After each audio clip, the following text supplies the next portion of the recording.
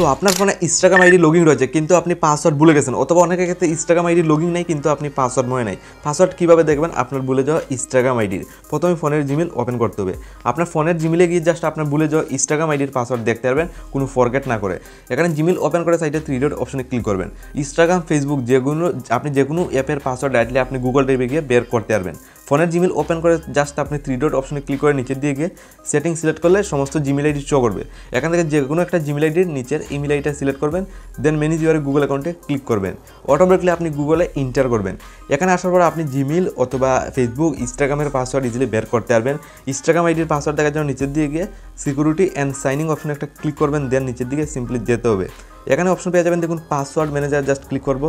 এখানে ক্লিক করলে দেখুন লোডিং। ওকে, আমি সিম্পলি যে সময় ক্লিক করলাম লাইভ প্রুফ দেখুন ফেসবুক আর ইনস্টাগ্রামের লোগো শো করছে। জাস্ট আপনি ইনস্টাগ্রাম আইডির পাসওয়ার্ড দেখবেন, ইনস্টাগ্রামের ওপরে একটা প্রেস করবেন। ওকে, ক্লিকের সাথে ফোনের পেটিএম লক দেওয়ার সাথে সাথে এখানে দেখুন লাইভ প্রুফ দেখুন আমার ইনস্টাগ্রাম আইডির পাসওয়ার্ড অটোমেটিকলি শো করছে।